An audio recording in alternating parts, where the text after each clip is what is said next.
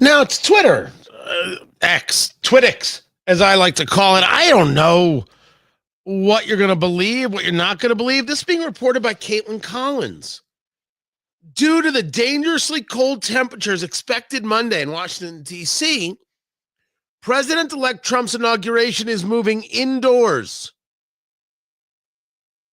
Trump and Vance to be sworn in inside the Capitol Rotunda. I'm not a conspiracy guy. So first, let's take a look at DC weather. I keep it on my phone. You want to know all this all the cities I have? I've got a bunch. Vegas is there. Washington D.C. on Monday is going to be a high of 23. What's the issue? What do you mean dangerously cold? What? 23. Yeah, this is happening. Trump, with the statement there, put it out. The official X statement taking place. Let me see if I can get this for everybody. Tony Katz today. 833 got Tony. 833-468-8669. 833 got Tony. I've got it here. Oh, this is big because there's no way Trump moves indoors. He wants the biggest crowd and the biggest this. It's always the biggest. It's always the best. He doesn't want to be indoors. We're saying it's the cold? Hold on a second. I've got it here. Let me get this right here. Here it is. January 20th cannot come fast enough, writes President-elect Trump. Everybody, even those initially opposed a victory by President Donald J. Trump and the Trump administration, just want it to happen. It is my obligation to protect the people of the country. But before we even begin, we have to think of the inauguration itself. The weather forecast for Washington, D.C., with the wind chill factor, could take temperatures into severe record lows. There's an Arctic blast sweeping the country. I don't want to see people hurt or injured in any way. It is dangerous conditions for the tens of thousands of law enforcement, first responders, police canines, and even horses, and hundreds of thousands of supporters that will be outside for many hours on the 20th. In any event, if you decide to come, dress warmly. Therefore, I have ordered the inauguration address, in addition to prayers and other speeches, to be delivered in the United States Capitol Rotunda, as was used by Ronald Reagan in 1985, also because of very cold weather. The various dignitaries and guests will be brought into the Capitol. There will be a very beautiful experience for all, and especially for the large TV audience. Okay, I have a series of questions, if you don't mind. Too cold or threat? Is it too cold, or is there a threat? Is there a security issue? It's not that I'm bothered, right? I'm not going to the inauguration right now. I feel pretty good. I got offered. I'm like, hey, you want it? Now, by the way, I didn't get offered, hey, we'd like to take you to the inauguration. No, it was like, hey, would you like to buy some tickets for the inauguration? Huh? I'm like, no. If I'm not going to get FaceTime with Donald Trump or JD Vance, no thanks. Just to be one of those throngs, one of those people in the crowd, just not for me. Thank you. I have a 75-inch TV and a humidor filled with cigars, loaded top to bottom. Can I just share with you that I got a delivery of cigars just yesterday. It's beautiful. Oh, there it is. I'm actually sending it to myself right now. It's gorgeous.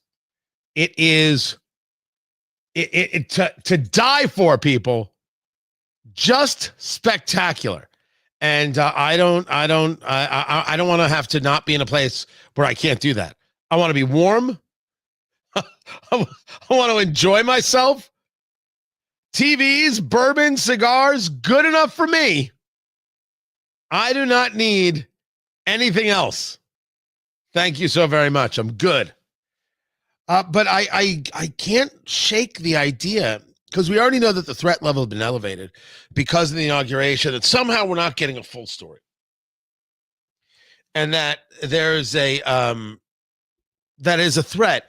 Ian, I'm with you, man, on the Twittix. Ian, you can follow me at Tony Katz. It's the threat problem. They can't stop drones.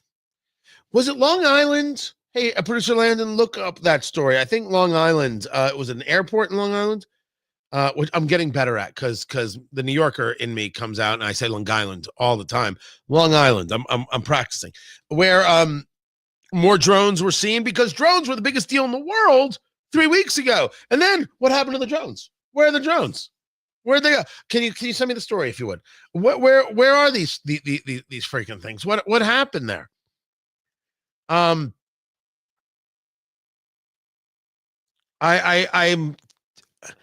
can't not think that this is a security issue more than a cold issue. I will only state that the safety and security of the inauguration of the future president and vice president, that of course is key. That is everything. I'm 100% there without question. But I don't like it. I don't. I like the. It's not pageantry. It's presentation. It's a statement to the world about who we are and that we're here and that we do this for everyone to see in such an open way and people engage with it. That I like it is secondary. But there is nothing conspiratorial about me. Absolutely, positively nothing. Zero, less than zero, and yet somehow I cannot get myself to do anything except think that this is this is some bigger issue for sure. But the inauguration is going to be inside. The fact that the inauguration is going to be inside is secondary to the primary, that the inauguration is happening. Joe Biden is out in 3 days and Donald Trump is in.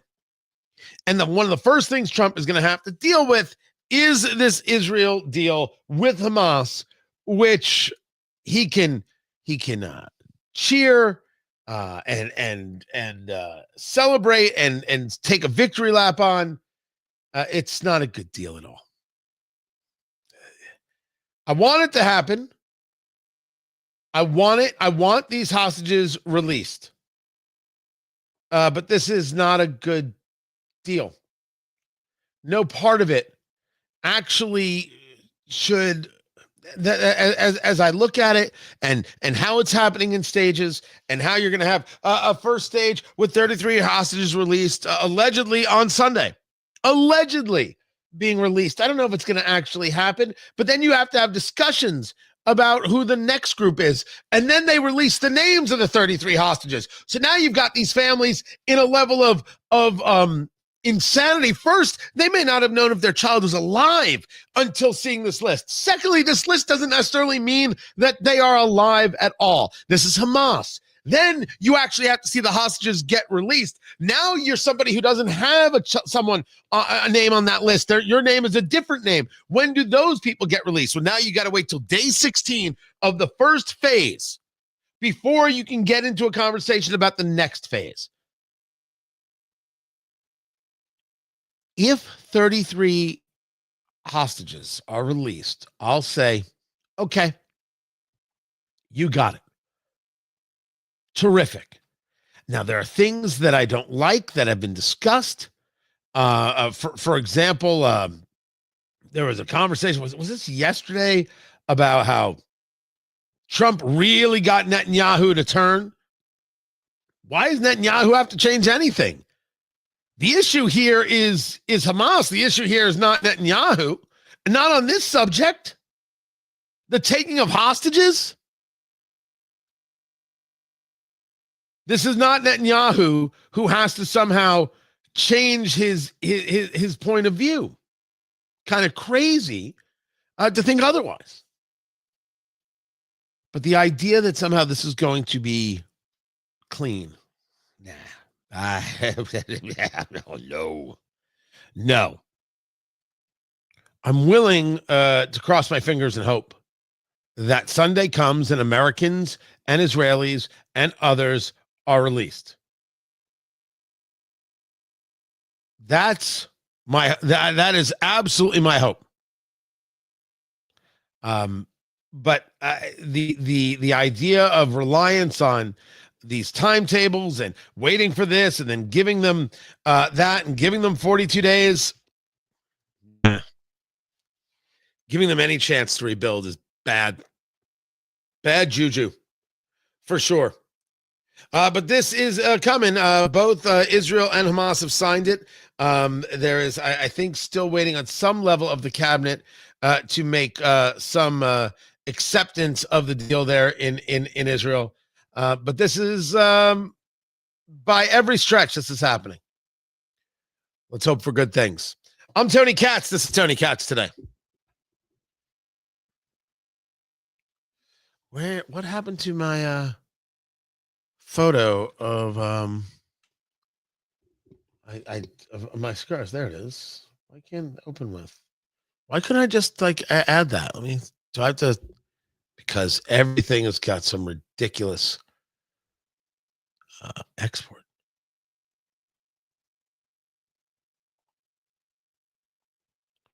9,000 ways something can be saved, I guess, and it's not in the right format and all that jazz. Guys, good to be with you. Tony Katz. Wasn't actually planning a live stream today, but glad we got it done. And I've got your comments, and I want to get to those. I'm with you, Sharon. I think it is self-preservation. I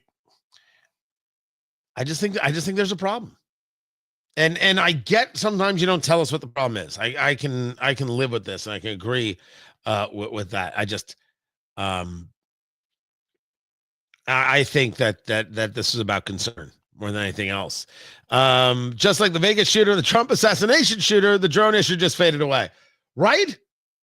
That is well stated. That's exactly what went on. Exactly. That we had these major issues, and then the next thing you know, it's like nothing ever. It's like nothing ever happened.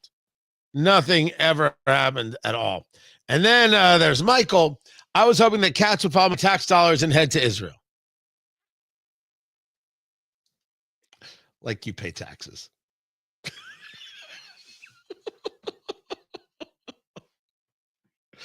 Oh, God, it's always good to see a Jew hater early in the morning. Oh, I don't hate Jews. I just don't want to spend the money. Okay, fine. I'm totally there. If you don't want to spend the money, don't spend the money. Vote for people who don't want to spend the money. I'm not going to tell you not to. You don't want to give them aid? Don't give them aid. It's fine.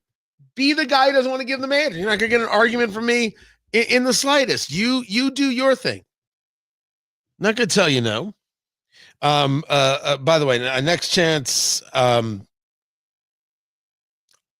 I get to Israel, I'm going. I am absolutely going. I was there a year ago, end of February, and I think it'd be good to see it a year later now that some of these other things are done. See this haircut needed. And I like longer hair, but just can't. Let's look at how silly that is. It's silly, and then I notice. Is this at an angle? Is my camera at an angle? Like it's like, I don't know what is this not straight? Is that it? Could I just, and now it's straight, but it's not straight there.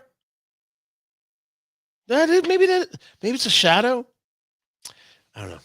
It's all bothering me. The hair bothers me more. As for the guy who wants to say Tony should go to Israel, I should visit, and then I should visit Italy.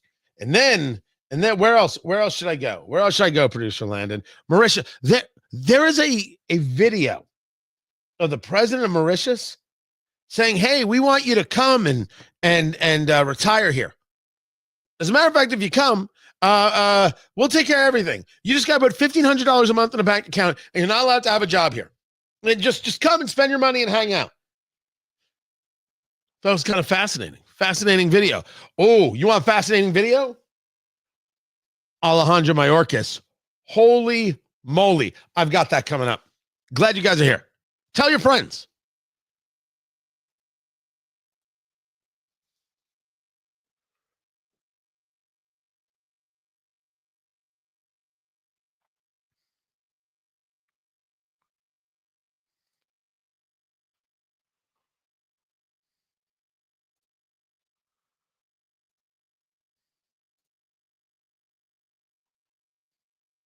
Would pay for this kind of concierge service for illegals, I think is outrageous. Will you end the use of the CBP One app? Yes, Senator, if confirmed, and I have the opportunity to be secretary on day one, CBP One will be shut down. There's data and information in there that we will preserve so that we can ensure we know who's coming into this country and who's already here that we need to go find, but also we make sure that there's another program, CHNV, which I'm sure you're very familiar with, where our federal government actually paid to fly people into this country directly from other countries without any vetting or knowing who they are. So there's several of these programs that need to be eliminated, and we need to ensure that we're following legal immigration laws. I'm glad you just mentioned CHNV. This is a mass parole program, of course, as you know.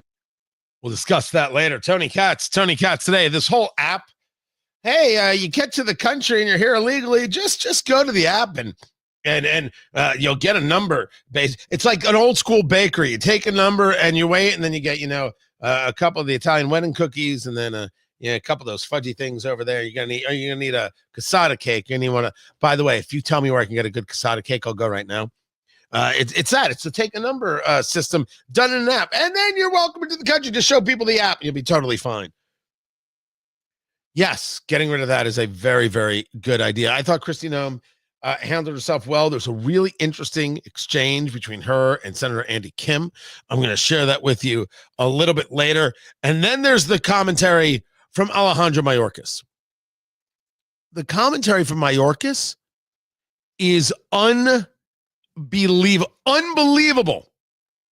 what it is that Mayorkas said.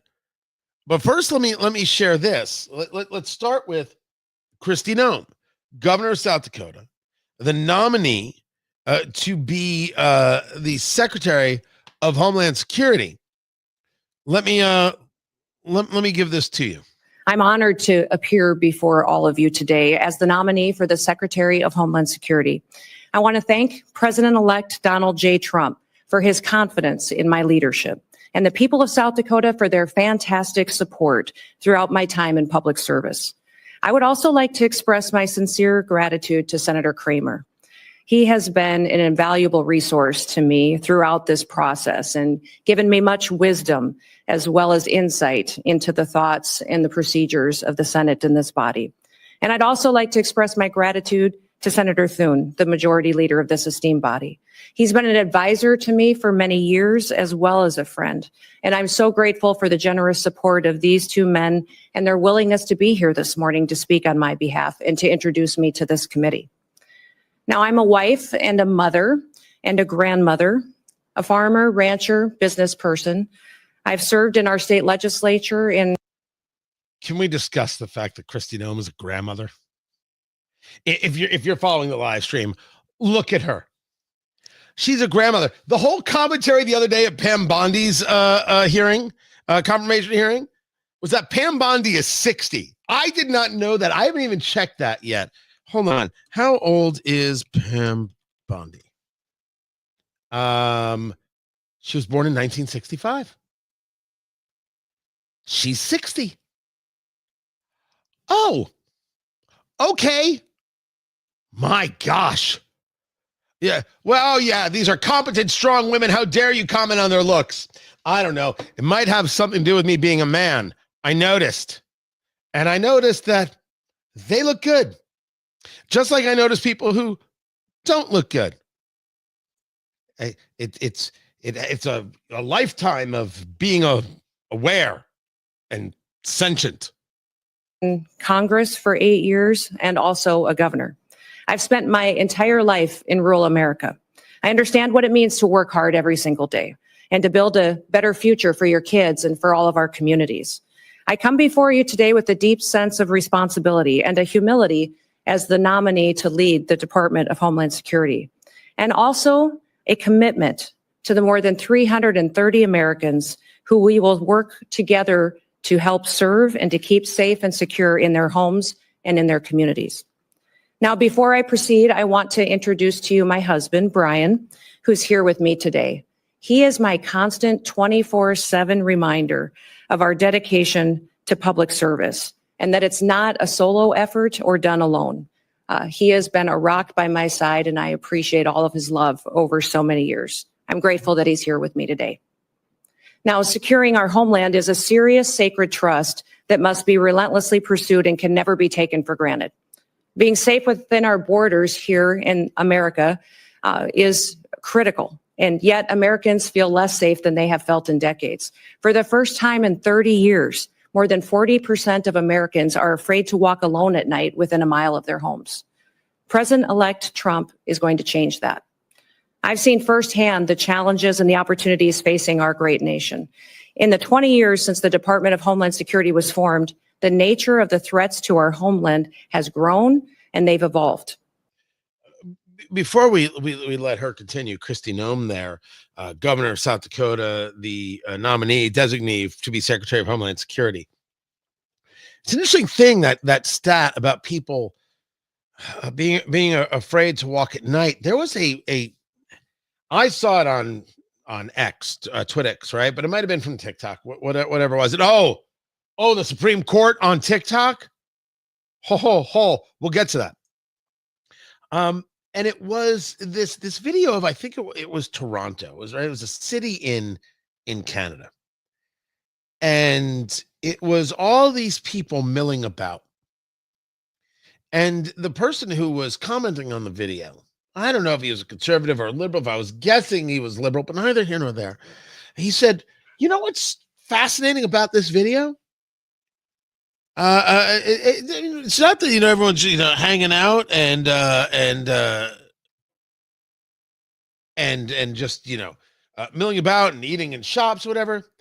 He said that the fascinating thing about this video is that there are no women in it. And when you watch the video and you watch the people milling about, there are no women. None. Why are there no women moving about this town, this city, these streets? It's because when women are in the streets, they are accosted by the men there, and they are afraid to leave their house. This is the sign, as this commentator put, of a very unhealthy society. And I agreed with that. I wholeheartedly agreed with that. The question, of course, was, who are these men? Where do they hail from? You mean they're not Canadians by birth? Or are they Canadians by birth, or do they have a different heritage altogether? Hard questions, which are going to require important, difficult answers. We will get into it. I'm Tony Katz.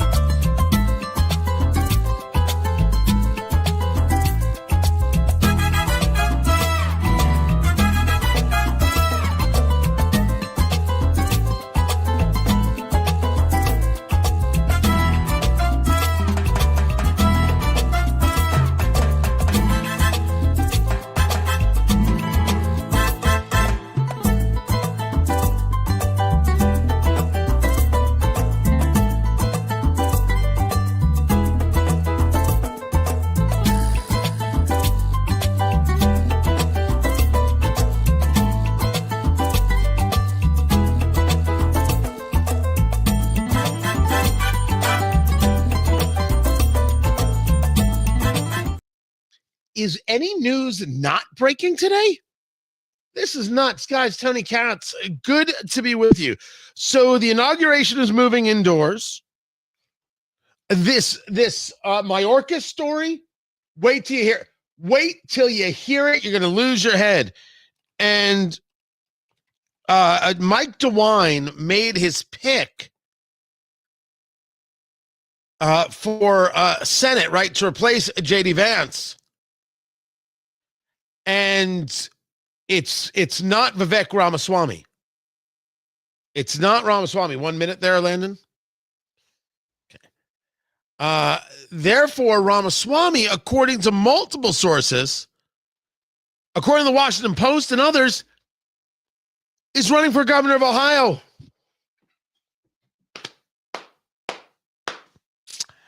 I think we called that one, actually. I really do. I think it would have been a fine pick to be senator. But I absolutely you could see him running for governor. Absolutely. As a matter of fact, it was so written. I will bring you that story. That's coming. We'll come back to the radio show right now. Don't forget to subscribe and like, and leave your comments, and do all the things. Appreciate you.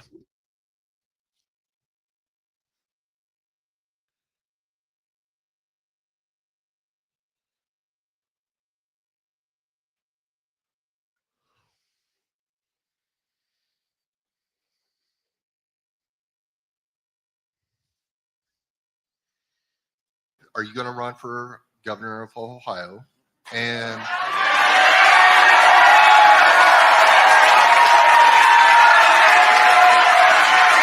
town hall meeting in Ohio as the conversation was discussing Springfield and dogs and cats and I'm a little more inclined than I was about and all that. Ago.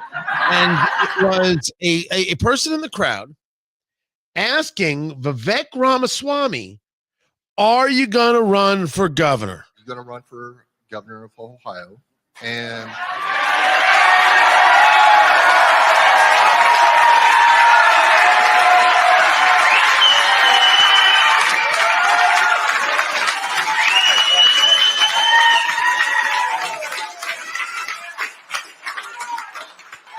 I'm a little more inclined than I was about 10 seconds ago.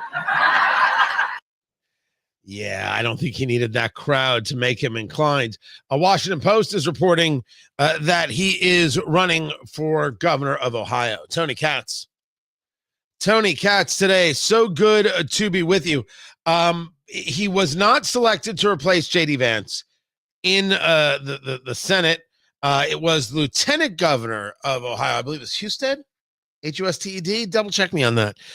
Who got the nod, and now the conversation is Vivek running. He's going to win going away. There are going to be a lot of people who are going to be like, oh yeah, perfect consolation prize for a guy who brought a lot of heat to the campaign, who, when he got out, immediately endorsed Trump, was a very, very strong advocate, was a great voice on the trail, never overshadowed him, but always looked presentable. Yes, he's got the whole biomed history issue thing. Yes, there's a question about some of the financial practices there. These things are real. These things are going to get brushed aside when Trump and Vance come back to Ohio to campaign for him.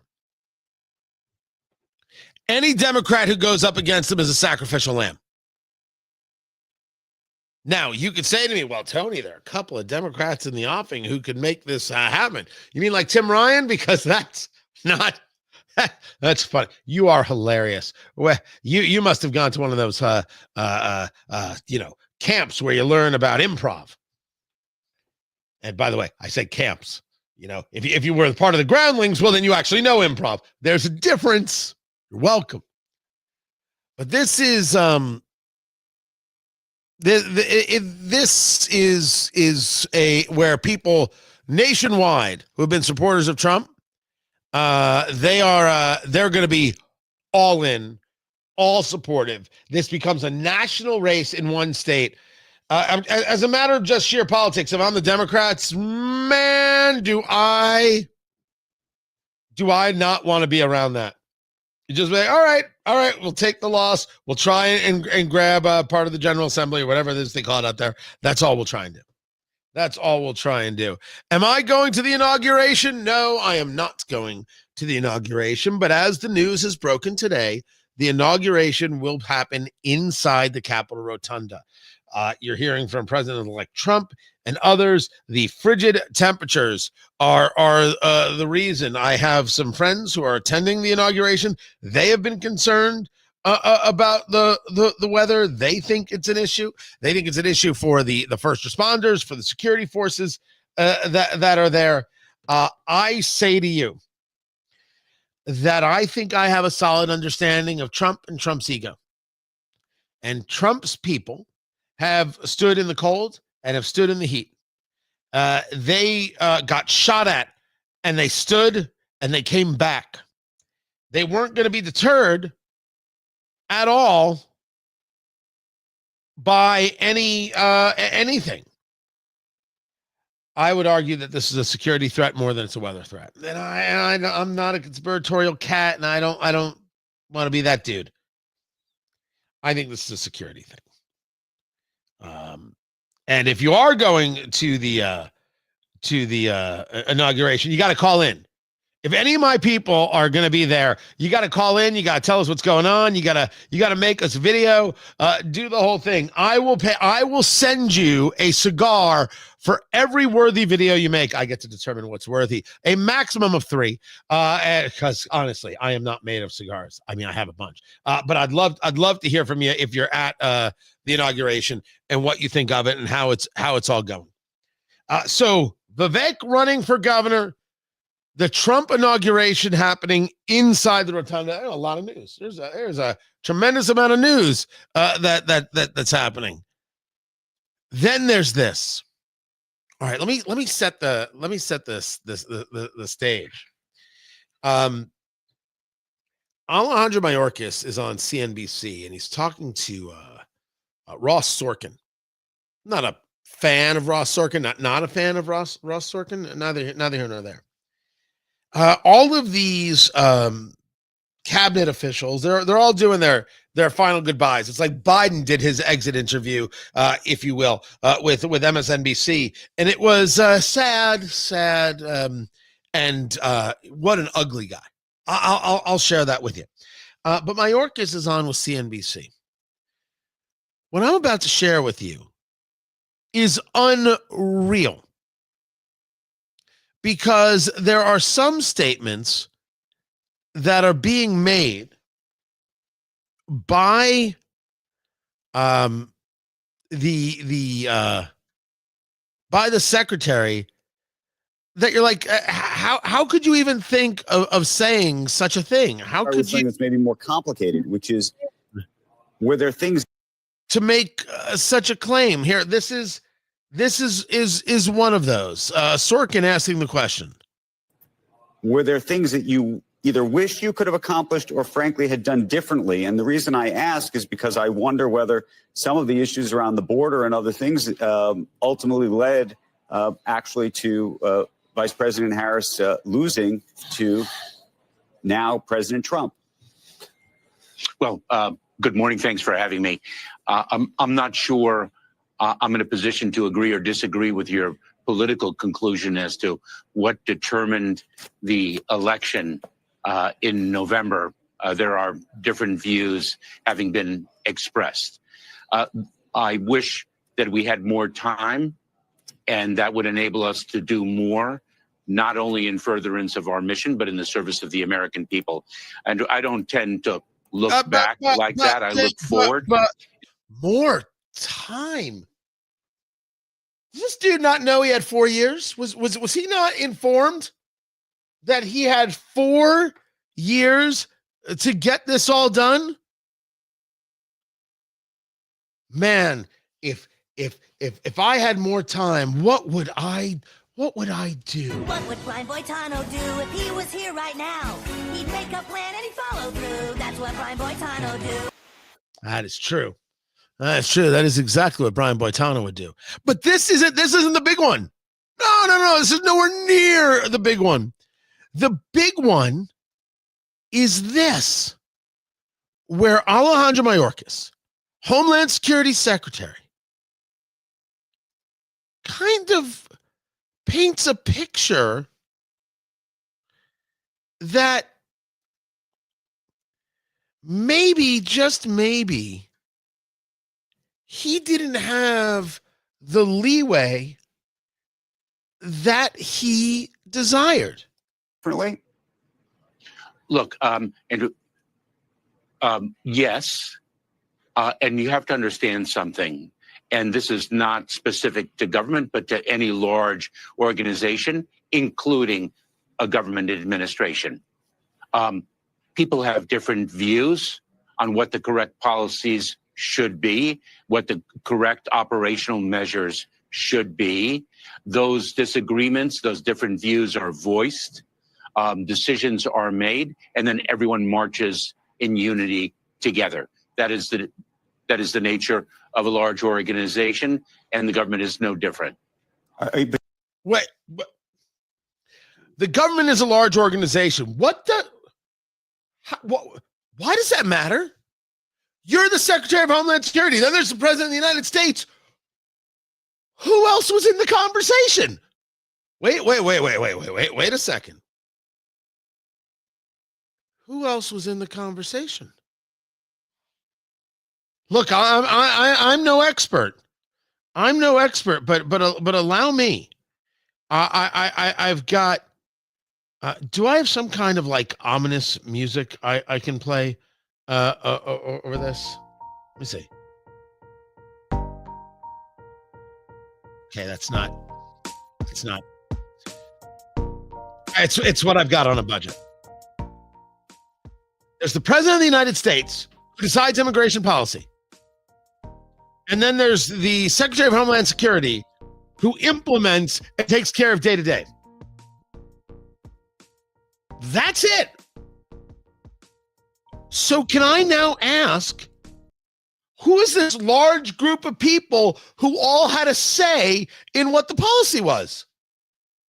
Are you telling me there was more in the decision-making process than the President and the Secretary of Homeland Security? Well, who was it? Did they have the last name Biden? Were there other Bidens involved? Did they have the last name Obama? No, Tony, it wasn't that. They had the last name Harris. Oh, so this was Kamala Harris who gummed up the works because Joe Biden wasn't capable of being president because he didn't know where the bloody hell he was. And really, Kamala Harris has been running a shadow presidency for the past 4 years. Is this the conversation? Before we conclude that, let's get back to the question. But just so I'm clear, that are you suggesting your own personal views about how to operate this were at odds, or there was a distinction between your personal approach and how you would have wanted to do it and how maybe your bosses wanted to do it? I don't want to get into the deliberative process. We're one team and it's one effort, but this is not a revolutionary concept that there are disparate views when one has many people involved in the decision-making process. Who are these many people? Now, some people are going to say, Tony, you're being obtuse. And they're going to use that word like they know what it means. They're being obtuse, and you're just making a big deal out of nothing. Of course, there are aides and there are experts, and they talk to this one, and they have a psychic that they go to, and they hang around the crystal ball, and they say, oh, great Mother Gaia, tell us what to do about the border. And then they consult the Ouija board, and then, of course, there's the game of darts, and you throw it, and you see what sticks, and then they call Miss Cleo. You think she's out of business. No. She's working secretly for the government. And that's how they make their decision. Who the bloody heck are these other people? That there are staffs, I agree. Can you tell me the name of the staffer that made the call on how to handle the border? The unelected, unconfirmed staffer. Because because I'd like to know their name.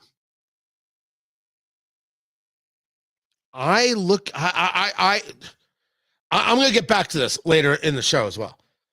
I heard this.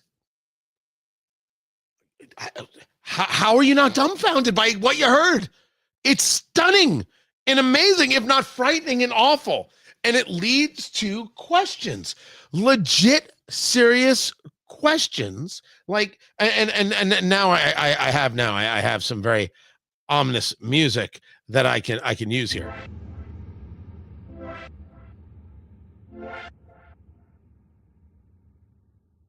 It's not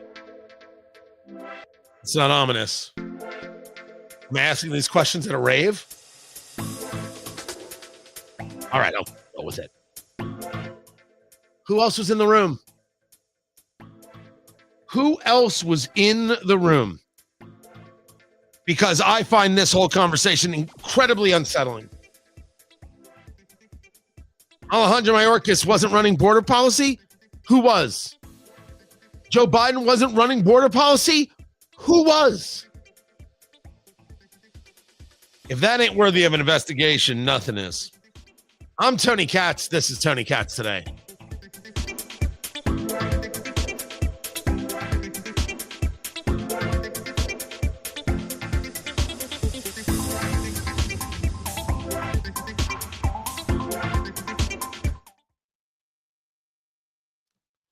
All right, there it is. There it is. I did a little Trump dance for the people on the live stream, Landon. That's what I did. Yeah, you did. You did miss it. Now your whole life just sucks. Honestly, if I were you, I would just quit and go try and find another gig. But nothing will satisfy, right? Yeah, it's been an honor. It's been a treat. Oh, good Lord.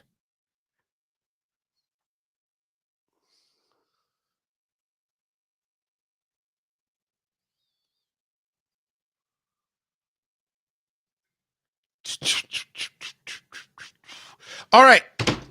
Let's see what we got here. Let's see what's going on. Oh, there's Barack Obama wishing the love of his life a happy birthday, Michelle Obama. Yet I have a story. I have a story that questions that deeply. I will do it just to get it out of the way. Right there. For those who have asked, I've gotten some emails and some other things about the next live event. That would be April 17th. We are doing Trump the first 100 days in 3 bourbons. Trump the first 100 days in 3 bourbons. And this is a part of a thing. This was back in November. We did Understanding the Election in 3 bourbons, where I broke down the election results for everybody and what really was happening underneath the hood. This will be an understanding of how some policies went and successes and failures over the first 100 days, even though I'm only going to be like 80 some odd days into it. Go with it. And then gearing up for the biggest one in November. But I'm too early to be talking about that, but we're planning ahead. And it's very, very cool. So if you're in the Indianapolis, Indiana area, on April 17th, you should come out. You should go. And if you're not going to be here, you should come out. It's going to be very, very good. I guarantee bourbon and outrageously good food. The last event we had a 20 or was it a 30-foot charcuterie board. And then it was because a great local barbecue place, Big Hoffa's Barbecue. When I wrote the book, Let's Go Barbecue, they were instrumental. Adam Hoffman was instrumental in helping get that done, and some recipes and some ideas. And so I used their catering, and it was pulled pork sliders and mac and cheese. Oh yeah. Oh, you come to a Tony Katz event, you are going to get fed like I'm your grandma. That is happening in real time. So that is on April 17th. That's happening right there, and very much looking forward to that. No, dude, it's going to be good. You're going to be there, producer Landon. You'll go. I haven't told anybody where it is yet. Can't tell you where it is. Can't. That I'm unveiling, but it is in the most un-Indianapolis place I could find. So Central Indiana, but not Indianapolis. Just not Indianapolis. Letting everybody know that right now. Looking forward to it. And if you're not in Indianapolis, but you get the show wherever it is you live, I'm happy to come out and do events out there. We can figure this out. Find some local sponsorship, make it happen. The more the merrier. Hold on a second. Now I'm going to get a little personal here. Larry, are you telling me that Felicia Cravens is going to be with you? Because if she wants to do man on the street interviews, I'm all in. All in. I guess I gotta like go through them and make sure they're clean before I play them on air. Oh, absolutely. Absolutely. Larry, 100%. That's a yes. That is a yes. That is Larry Hedman, everybody. Larry has, I have known Larry since I started well over a decade ago, and I was doing a small show. I was trying to break into radio, and Larry's been a friend and connected. And I know nobody who's been to more concerts. Just did his first trip to. Were you in New York? And you were commenting on the art and everything else. A concert and aficionado. And hold on. All right, Felicia. The answer is yes. The answer is yes. We'll get it done. I gotta get back to the show right now. But we'll chat about that. We'll chat about it.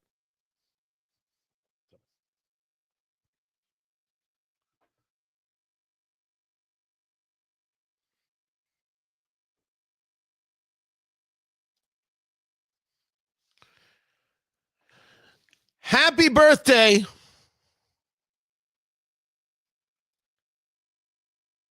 to the love of my life, Michelle Obama. No, that's not from me. That's from Barack Obama right there. Happy birthday to the love of my life, Michelle Obama. You fill every room with warmth, wisdom, humor, and grace, and you look good doing it. I'm so lucky to be able to take on life's adventures with you. Love you. And there they are, like having dinner across from each other, and they're holding hands. The Daily Mail with the headline, Barack and Michelle Obama showed no signs of togetherness on last outing amid divorce rumors, expert claims. If you will allow me, I pay no attention to their marriage, and I'm not about to start.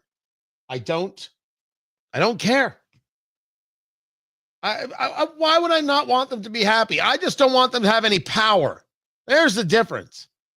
I want these awful political people not to be able to do anything awful or political to me anymore. That's all I want.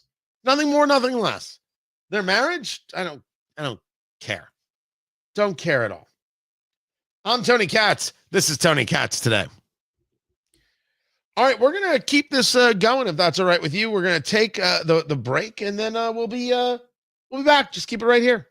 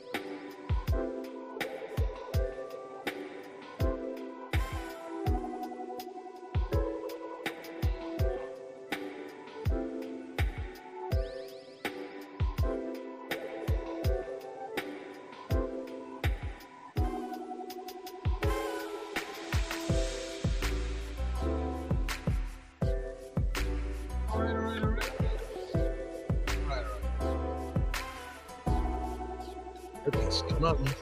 There it is. There it is. Nope. I tried to fix it and it didn't work. You see that? I tried to fix the camera and it didn't work. I gotta go the other way. Can I just take off my camera for a second? And what could I put up instead? What could I put up instead? Here. We're number one. Let's put that up instead. Oh man, I can't believe I did that. Hold on. Let's see if that'll do it. I'm gonna so screw it up. Oh, it's gonna look so bad. It's gonna be like a whole different angle. Oh no. Man, I need to get some, I don't know, bourbon? Some bourbon. Couldn't I? Hold on, I'll see how that looks. No, that looks terrible too. The whole thing is like, why is that? Do I not know how to straighten up? Well, I'm going to try and fix it one more time. So you have the Supreme Court saying the TikTok ban stays in effect, and that is going to change a lot of things. I've got that story coming up, but I'm going to keep putting the picture there. Look at us. Look at us, super fancy right there.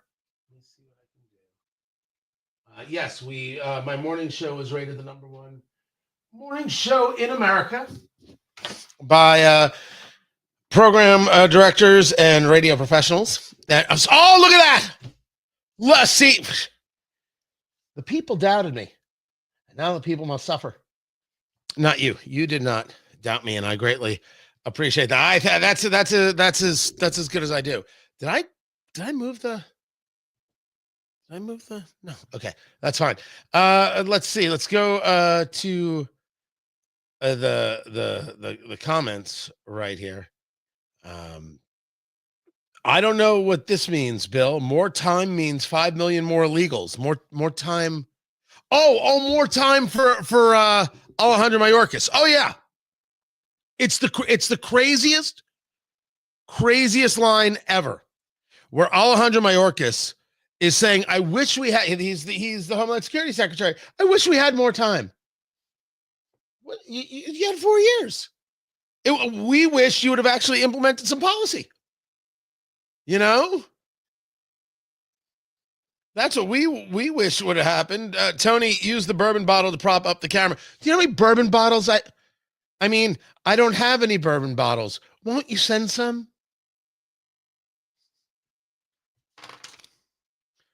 There's an outrageous amount of bourbon, which leads to, you guys know I do a cigar and bourbon show called Eat, Drink, Smoke. 90 stations across the country, heard weekends with my co-host Fingers Malloy. And so we've done some live events in the past. We're coming back to it, and we always bring a bourbon to share that's rare. And I've got some Elmer T. Lee and a 2022 Old Forester birthday bourbon and some a Willet for the next events. So you may want to come out for those as well. In the meantime, we're back to the show, back to radio, and back to it. Let us do the thing. Radio show's coming back on.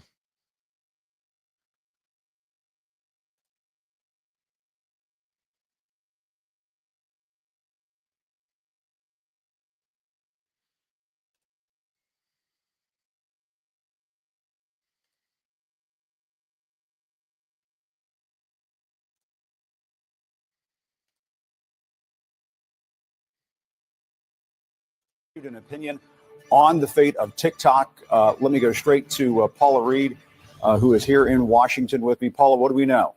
Jim, huge news out of the Supreme Court as the justices uphold a controversial ban on the social media app TikTok. Now, the justices signaled that they would uphold this ban several days ago when they had oral arguments. This all started last year in April when Congress, with broad bipartisan support, said that the app would be banned if it didn't divest from its parent company, ByteDance, because of concerns over that company's ties to China.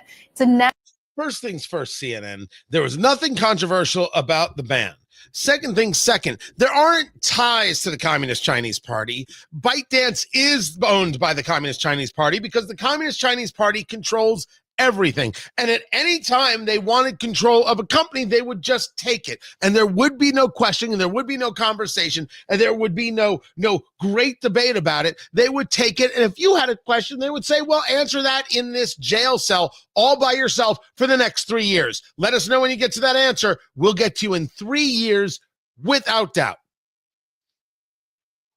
There's nothing controversial here. You cannot allow the Communist Chinese Party to have any control of what happens in the United States. Tony Katz today. So good to be with you. Find everything over at TonyKatz.com. Live stream going. Check it out on the Twittix at Tony Katz, Facebook Tony Katz Radio, YouTube Tony Katz. So far, they have not done anything. They have not done anything to me except let me do my thing. And yes, we've also been tracking the news that the inauguration of President Donald John Trump and Vice President J.D. Vance will be held indoors in the Capitol Rotunda. They are saying it's because of the incoming cold weather that will be. I question whether or not there are other security concerns going on. In any case, in any instance, that will, regardless of circumstance, it will take place inside the Capitol Rotunda is where the inauguration is going to take place. One of the pieces of breaking news today. The Supreme Court upheld the ban on TikTok. The ban is you have to divest from being owned by ByteDance or you can't operate in the United States. The unanimous unsigned opinion with both Sotomayor and Gorsuch, they wrote separately. Gorsuch splitting on the court's reasoning. We conclude that the challenge provisions do not violate the petitioner's First Amendment rights. And with that, let us dig into a deeper conversation. The very idea that we would think that a Chinese-owned company has First Amendment rights. I think we make this mistake in a lot of places. And this goes to an expression that I did not invent. But I've heard it before, which is that the Constitution is not a suicide pact.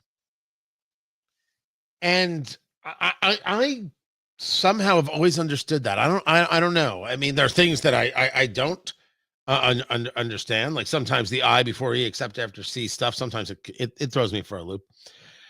But the Constitution is not a suicide pact. I've heard this before. I had a producer who used to make this argument. Well, it's China. What are you going to do? They got us. And I would always shake my head and move on and say to myself, and I would then, of course, say it on air, why would anybody say such a thing? Well, we owe China all this money. What are we supposed to do? How about we don't pay them back? Well, the full faith and credit of the United States is on the line. China steals. If China is in the business of theft and they steal our intellectual property, if they steal our technology, if they do things like, in China, it's easy to get into China. Oh my gosh, anybody can get into China. Just be like, hey, I'd like to. I visited China. This was fun. I'd like to leave. Oh, that's great. But first, we've got a couple questions. I'm sorry. Before you leave, we have a couple questions. Well, I don't really have time for questions. I got to get on a plane. No. Don't worry. There'll be another plane. But we need you to answer a couple questions. As a matter of fact, why don't you write down for us everything you know about, name the subject. Getting into China is easy. Getting out of China, not so much. China steals technology. China steals intellectual property. And of course, and I'd made this conversation before COVID, China not only gave the world COVID, but they didn't tell anybody they gave the world COVID. And then they went about procuring PPE, personal protective equipment, from around the globe that they then sold back to us at a premium. I believe we've paid them already. I don't know why that isn't the argument. They're paid. They got paid. I don't have to pay them. I don't have to do anything for these people. They've already been paid. Why would anybody think that I have to do anything? As far as I'm concerned, they got paid in full when they stole. They got paid in full when we had to pay a higher price for the protective equipment. They got paid in full when they gave us COVID and didn't tell us. Screw them.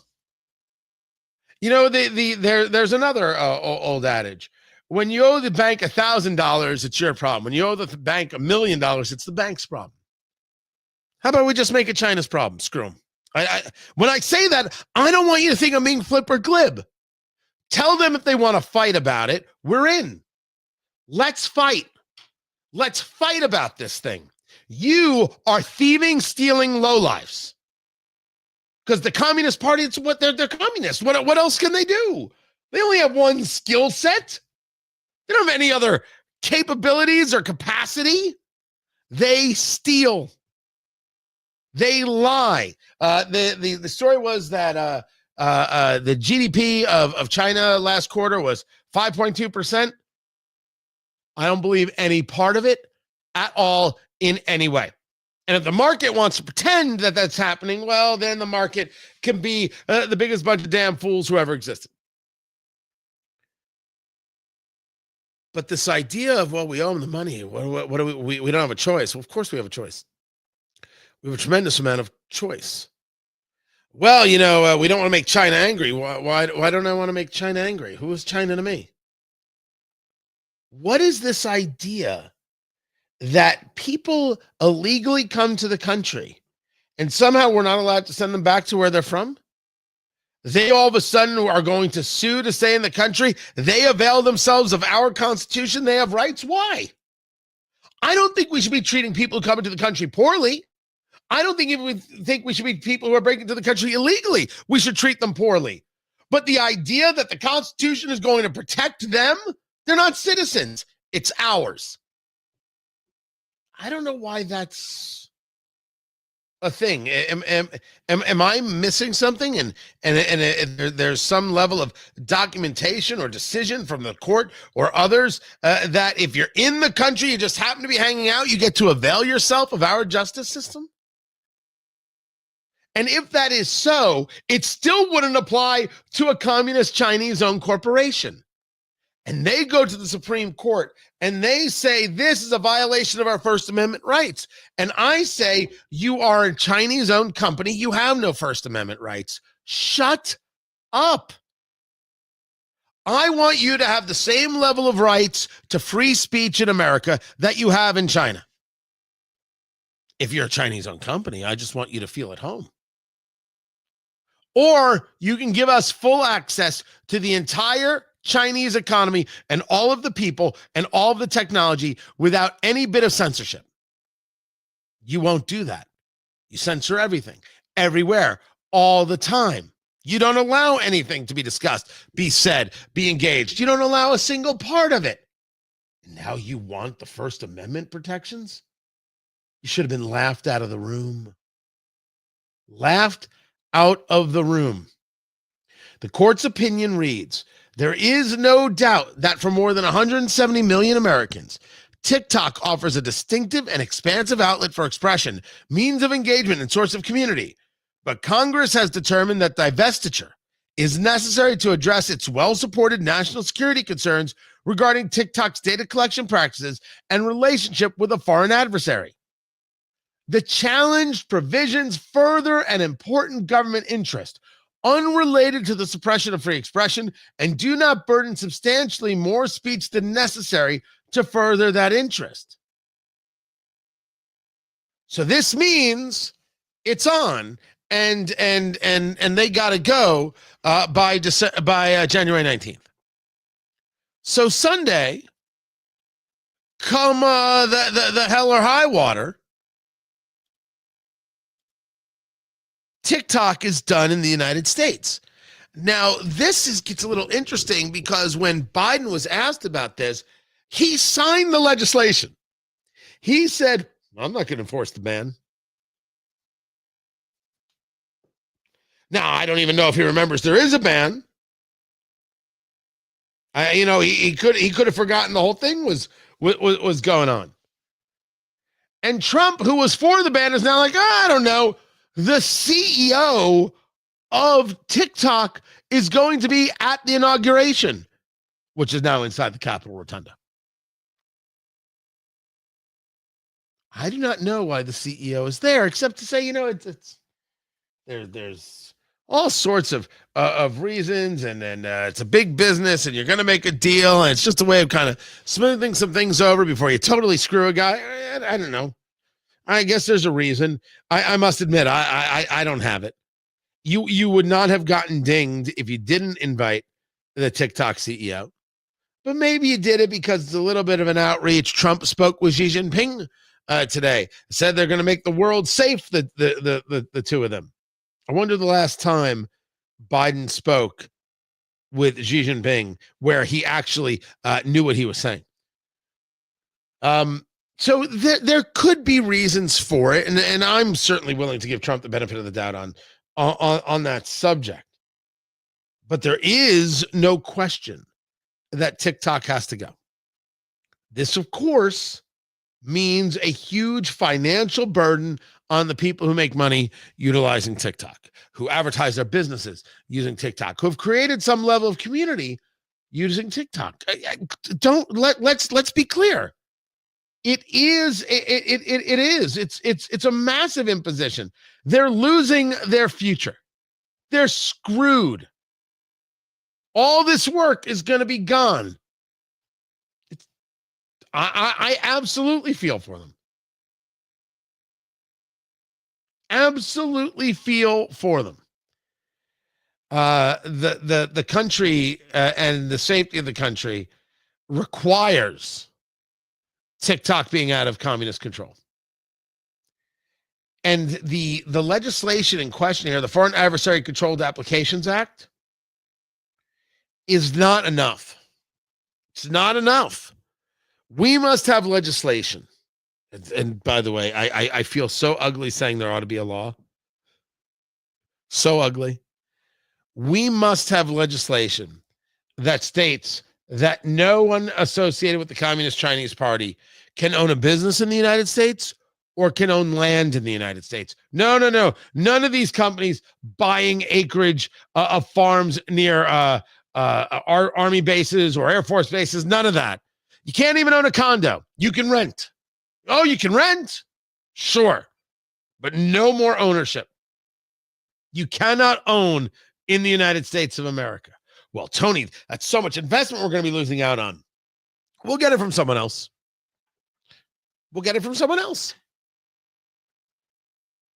If you allow communists in the door, communists will eventually tell you that you're not allowed to own the door. And so you must stand up and say no.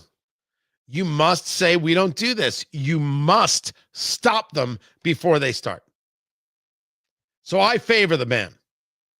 The Supreme Court says that just based on the legislation, there's nothing wrong here and there is no First Amendment challenge, which means Sunday, barring the Lord knows what, no more TikTok. Good.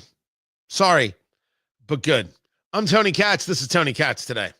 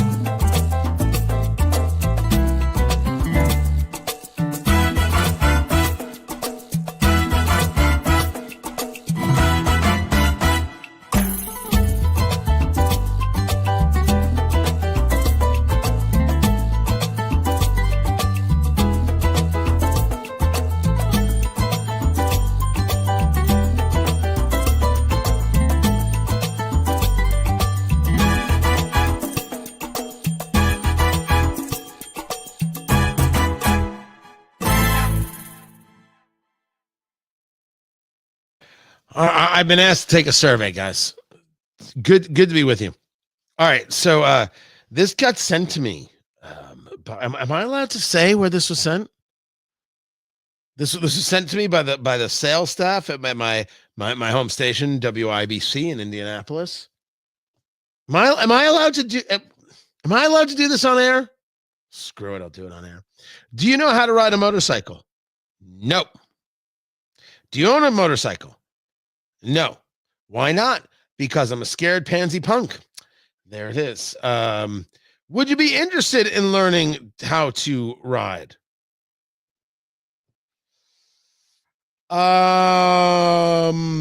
Here's my problem. I'm not interested, but I got no problem with other people are interested. I don't really want to learn how to ride. I'm gonna write a note where it says I can't. I may not ride, but I have no problem.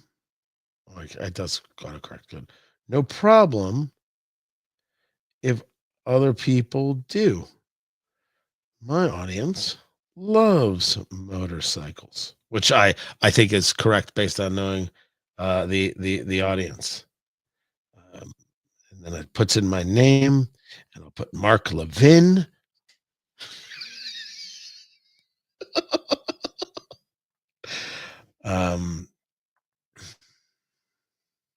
We almost back? Okay. Did the survey. All right. We're gonna be back. We're gonna be back to it.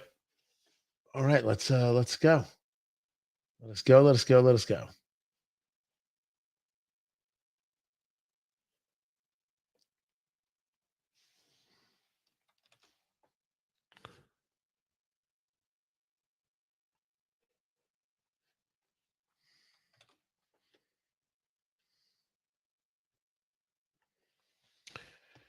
Trump has sent out an edict, I say. And this is about who he is hiring. Tony Katz today. 833-GOT-TONY. 833-468-8669. 833-GOT-TONY. Of course, Tony at TonyKatz.com. You can send me an email. That way, I will chat with you there on the Twittix at Tony Katz, Facebook Tony Katz Radio, Instagram Tony Katz, and live streaming. Check all those places, YouTube and Rumble as well. Just search for Tony Katz and get on the live stream, and you can leave a comment over there. Trump's edict is about hiring. He's letting everybody know that he's hired over 1,000 people for the administration. There's a lot of hiring that does go on. I had recommended to my brother, the good Dr. Katz, because he does a lot of work with veterans. I'm like, you'd be great. You should apply and go work in the VA and try and make like clean that place up. I don't know if he did or he didn't. He hasn't asked me if I know anybody, because I'd be like, no, I don't. But I'd love to see it. I'd love to see. He's a no nonsense dude. Good dude. So he's hiring, and he puts out that in order to save time, money, and effort, this from PJ Media, where they wrote the story, it would be helpful if you would not send or recommend to us people who worked with or are endorsed by Americans for No Prosperity. Oh, you mean Americans for Prosperity, because they put their money behind Nikki Haley. That's right there, headed by Charles Koch. Yeah, that's Americans for Prosperity. Now, full disclosure, I have done a ton of work with Americans for Prosperity over the years, and I was doing work with them. I was doing video work with them right before they endorsed Nikki Haley, to which I said, oh, no. I was not pleased. And I said so. And that had nothing to do with the fact that they then ended the deal. I'm not mad at them at all. They changed, they pivoted. Like, our resources are going here and not there. That happens. I would still do work with them because on a state level, on tax reduction, other things, man, they do excellent work and they have for years. I can get Trump being bothered with them. You went with Nikki Haley. All right. But it should be noted that Pete Hegseth ran Concerned Veterans for America, and Concerned Veterans for America, that's the Kochs. That's Charles Koch and his late brother David. So the point I make to you is that this list is, I think, more of a show list than an actual do a list. And then it's dumb as a rock, John Bolton, bird brain, Nikki Haley. I thought we were past that with her, but then it just says Mike Pence. You'll notice there's no name calling. Mike Pence, disloyal warmongers, and Dick Cheney and his psycho daughter Liz.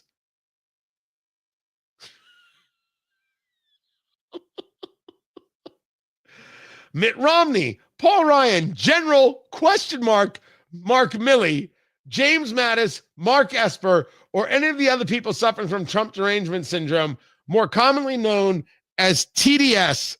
Thank you for your attention to this matter.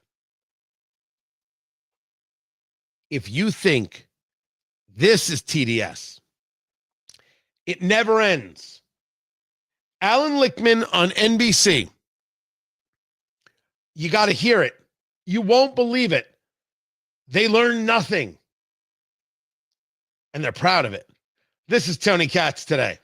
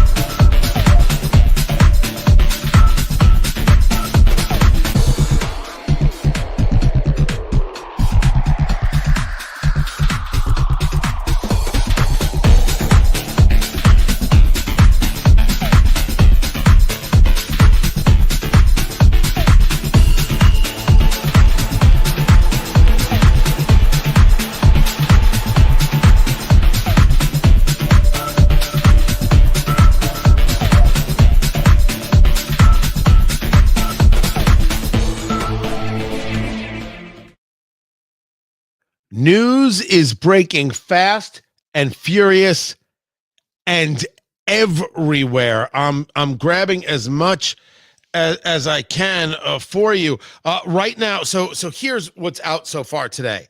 The inauguration is being moved indoors because they claim cold weather. I question whether or not there is a security issue. Vivek Ramaswamy is going to be running for governor of Ohio. Then there's this. Hold on, let me see if I can get this up for you. There's this right here. The special agent in charge in New Orleans, who said that this was not a terrorist event, has been reassigned. Is that right? Of course it was terrorism. 14 people were killed. It was planned. Of course it was jihadists. It was radical Islamists. Of course it was terrorism. Every rational person knows that it was terrorism. And this special agent comes out like on the first night. This was not an act of terrorism. This was not a terrorist event. The mayor called it terrorism. It is what it is. What it is. What it is. Crazy. So I'm gonna share that with the audience coming up in just a moment here as they're coming back to the show, and then I got a doozy for you. A total doozy. Yeah, it's special. It's very, very, very, very special. We're coming back to the show. You can actually catch the live stream of the show at WIBC.com if you just want to listen to the audio. But glad you guys are here. We're noon to 3 every Monday through Friday. And you should come join us more often. Good to see you.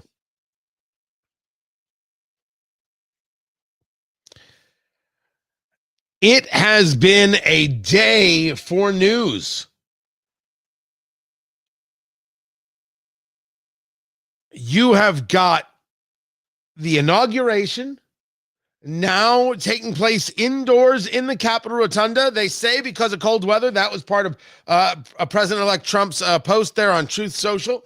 I'm questioning whether or not there's a security issue at play because there have been security issues at play. Then you have the news that Vivek Ramaswamy is running for governor of Ohio. We'll see how that pans out because Governor DeWine picked the Lieutenant Governor John Husted to fulfill or finish out the rest of the Senate term from J.D. Vance. J.D. Vance, of course, resigning because he will be sworn in just 3 days as Vice President of the United States. Then you have the FBI Assistant Special Agent in charge in New Orleans, who was right there at the beginning and said that New Orleans attack that murdered 14 people, this jihadist, said it wasn't a terrorist attack. Of course it was a terrorist attack. Everybody knew it was a terrorist attack. It was the mayor who said it was a terrorist attack. And here's this special agent. This is not a terrorist event. The next day, the special agent in charge was like, let me be clear. This was terrorism. And the FBI have been dealing with the fallout of that because it was clear that you were lying. Were you purposely covering it up? Were you just trying to not spread fear? Honesty is what is necessary in these situations. Information is how you keep fear from spreading. Information. Here's some information. CNN just lost the defamation lawsuit. Boom! I don't even know if I have a boom sound effect here. Here, let me try this one. CNN just lost the defamation lawsuit.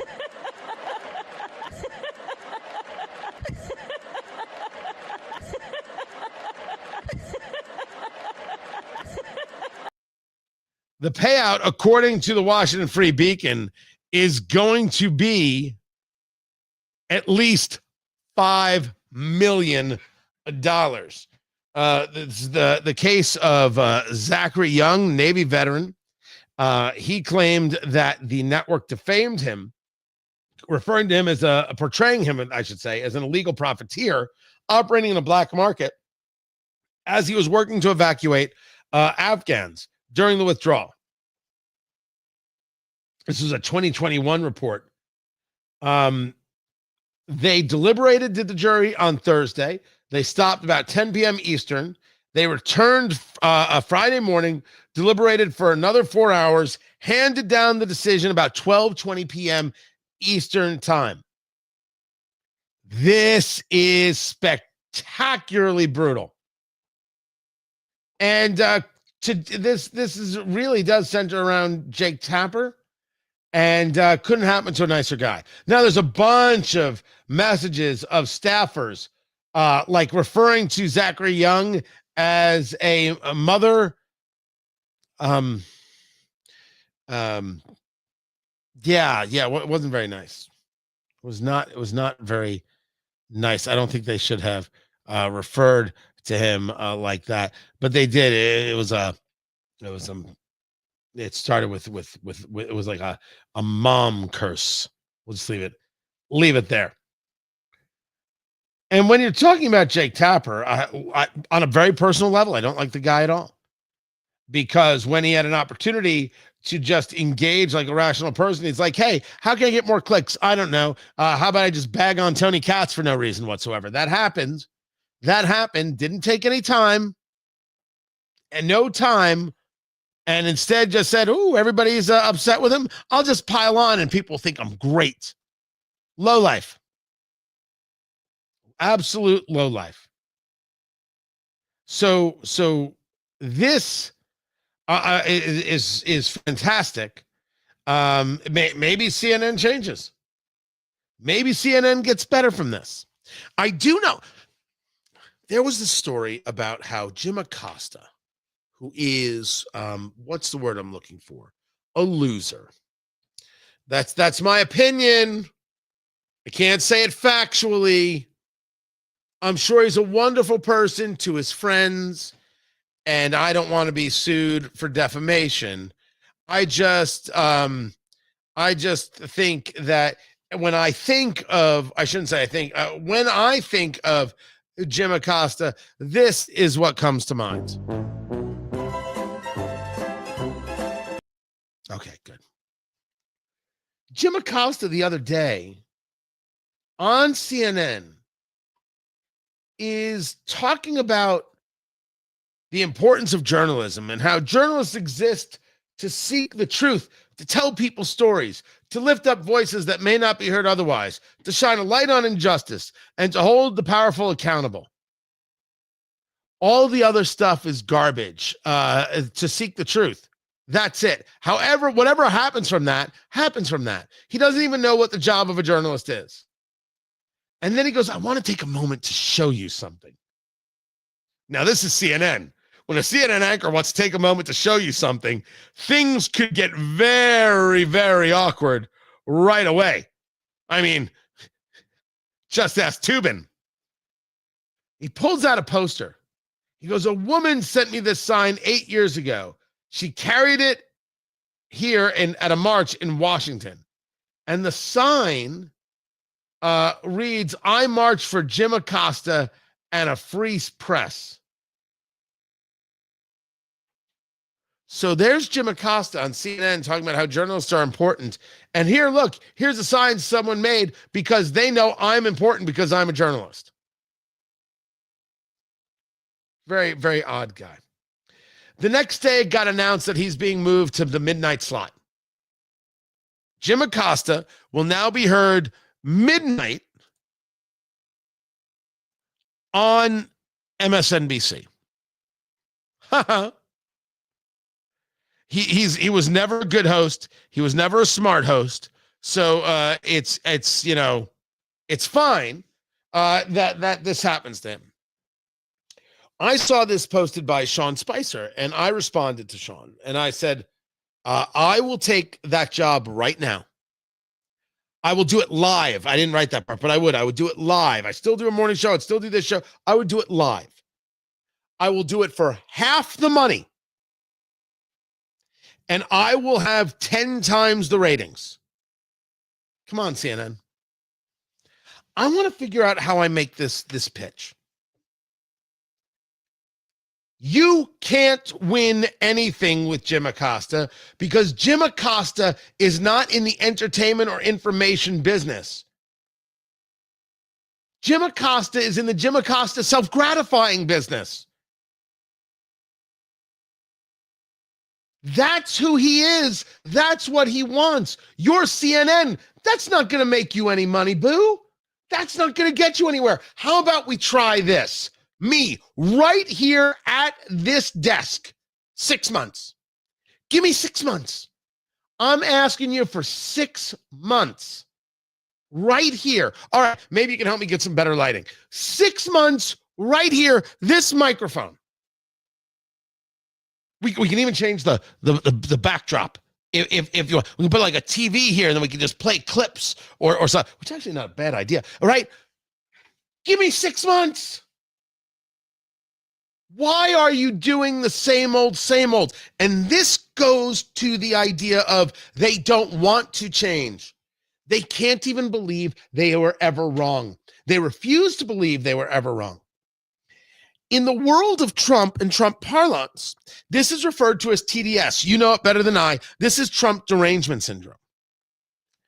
This brings us to a guy by the name of Alan Lichtman. We've discussed him before because he's ridiculous. A historian, teaches at American University. Alan Lichtman has been, broken by Trump's election, right? He's like Jennifer Rubin, but not as manly. And he has now on in an interview on Comedy Central, he has got the reasons why Trump lost. You know what he's going to say. That's not the point. The point is, 3 months post-election, the political left is proving to you that not only have they learned nothing, they refuse to learn anything. They haven't learned, they refuse to learn, and you're about to see why it is they refuse to learn. What are some of your excuses? I definitely think I was thrown off by pushing Biden out. We've never seen a sitting president, the elected nominee, forced out. So that leads me to perhaps reevaluate my call on the contest key. See, yeah, I knew that was stupid and I was going to tell you, but I didn't want a woman's plan. The broader point is, I do think Harris's race and gender played a role here. There are deep strains within this country of misogyny, racism, xenophobia. I wish you had told me that the first time. It was on Comedy Central. I guess, I don't know, that was funny or something. I'm giving them their due as I should. It's misogyny, racism, and xenophobia in the country. They're deep strains of it. I make the same argument now that I made then. If you want to argue that people weren't into Kamala Harris because they're racists, what is your plan to fix that? To call me a racist? I'm not a racist. I wasn't into Kamala Harris because her policies are terrible and she's a fool. She's not bright. She's an ignorant woman. She is. I feel the same way about Elizabeth Warren. She's a fool, an ignorant woman with a total misunderstanding of the Constitution and the role of government, the value of government, and the importance of the citizen being able to innovate and thrive. She's just wrong on every level. So there, I picked Kamala Harris, an Indian woman, and Elizabeth Warren. All right, also an Indian woman. But you get my point. There's more than one moron out there. They come in all shapes and sizes, and seemingly from all tribes. Yes, I know Kamala Harris is a very different kind of Indian than Elizabeth Warren claimed to be. Could we not? I went for the joke, and this is what you're doing to me? Giving me facts? Tony, that's not the... Like I don't know the difference. Oh, God. People are so dead inside. They're just so bitter and angry. Xenophobia, racism, misogyny. That is an issue for the left to figure out. Why is it that your people are so racist and so bigoted that they won't vote for Kamala Harris? I don't know, but they are. But they are. Do you think this is the kind of person who can learn anything? You think this is the kind of person who can understand that the country is not racist and not bigoted? What they are is tired. Tired of being yelled at, tired of being screamed at, tired of being denigrated, tired of being hated, tired of being told that everybody hates them, tired of being told they hate everybody else, tired of being ripped apart from their families, tired of being ripped apart from their friends. They want to be left alone. And oh, by the way, if the price of gas went down, that would be fantastic. They don't love Trump. America hates this. At least more people in America hate this. You will never get Jim Acosta to learn that lesson. and engage journalism the way it should be. You will never get Alan Lichtman not to believe that he is a genius with a deep understanding of really what's wrong. It's what happens when you spend too much time on a faculty in a faculty lounge with a nice parking spot. And in those two things, you get why you'll never see the changes at MSNBC or CNN. That is their audience. And they have so sold that audience on this idea that the audience can't get out of that spot. How do you now tell these people, hey, we were wrong, and oh, by the way, the whole philosophy is wrong. Let's go to a different philosophy. How do you tell somebody after all this idol worship that their religion is false and they have been worshiping false gods? They can't bring themselves to do it. And you mean after all the hits he has taken, for the embarrassment that Jim Acosta was with Donald Trump, and how terrible his own show is and the no ratings he gets, he still wants to tout himself as the virtue? CNN, I'm here, and I will get you better ratings. Let's go. I'm Tony Katz. My God, how late did I go?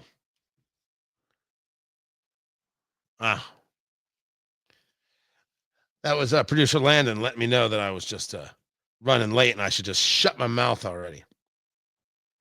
Yeah, these people, they'll never learn. They don't want to learn. They can't afford to learn. Can't afford to learn. It's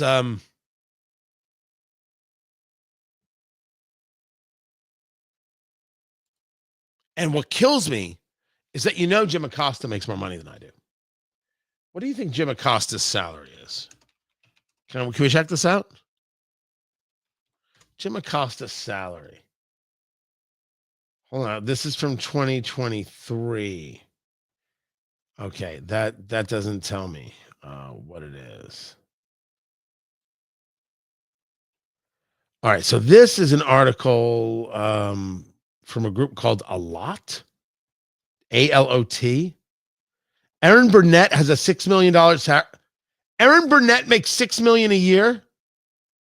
Dana Bash is $3 million. Well, this has to be old. Caitlin Collins is $169,000.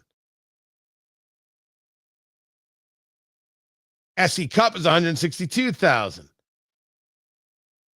Wolf gets $5 million a year. All right, maybe this stage of the game, I get it. John Berman's $2 million.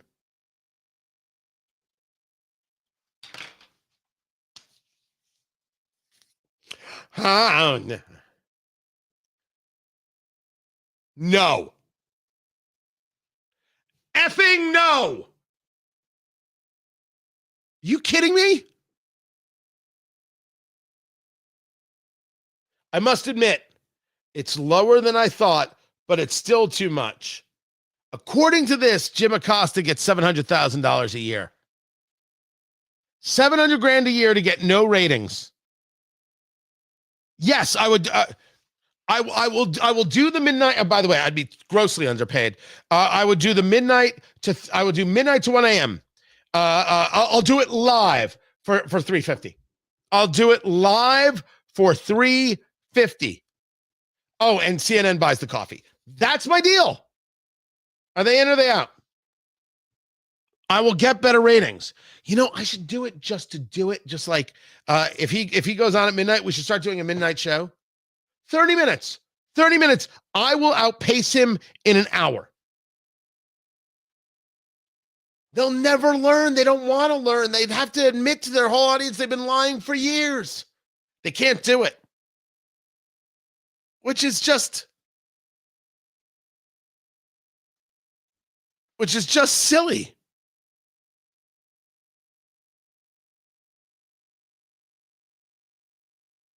Just silly. They don't have to be this way. They never had to be this way. By the way, does anybody believe that Jim Acosta's salary is $700,000?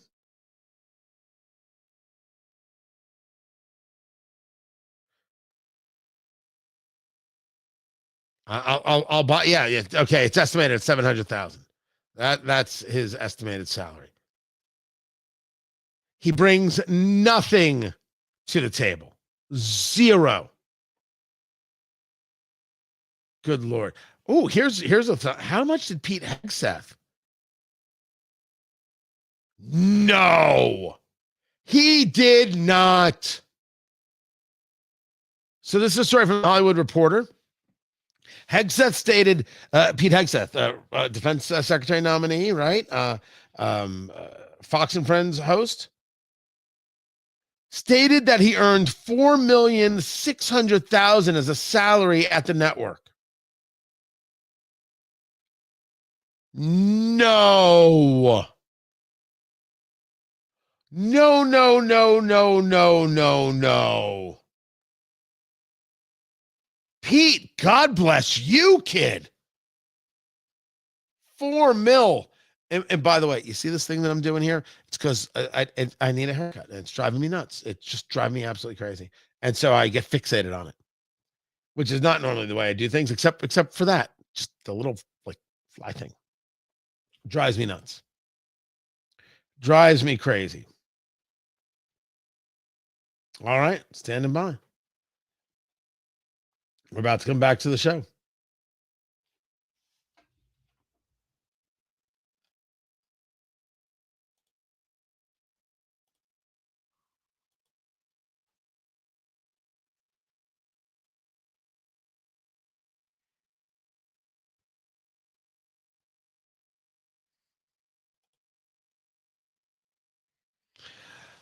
Busy day. The inauguration of Donald John Trump on Monday is going to be moved indoors because of the cold. Vivek Ramaswamy running for governor of Ohio. CNN guilty of defamation. I'm going to replace Jim Acosta. I was saying during the break. I don't mean to prolong the subject, but I mean maybe the only way to show him is to show him. And I don't know how I'm going to, honestly, I don't even know how I would stay up that late and then do a morning show. I'll do a show midnight to 12:30 live. I will get more viewers streaming than Jim Acosta gets on CNN if he's moving at midnight to get CNN to make the change. We should do this. I'm Tony Katz. Guys doing the live stream, I can't thank you enough for being a part of this. We're getting better at it day by day. At least the camera angle is working. Although I gotta shave a little. The Tag Heuer Gulf. This is the quartz version.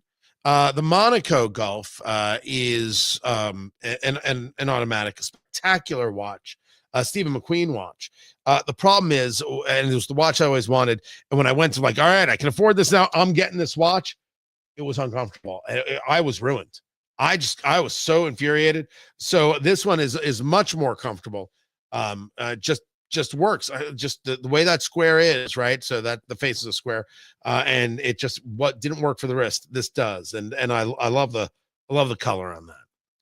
I always have. So that's what I'm wearing is the watch today. I appreciate you guys. I appreciate you being here. I absolutely hope you'll come back. We're going to be doing the full inauguration on Monday. I'll have everything, every part of it, without question. And I only hope you'll be there. Can't thank you enough. Don't forget to subscribe everywhere on X and Instagram at Tony Katz, Facebook, Tony Katz Radio, and YouTube, Tony Katz, Rumble, Tony Katz, if you would do that. Thank you so much. Guys, I will catch you on Monday when we will get a new president. Take care.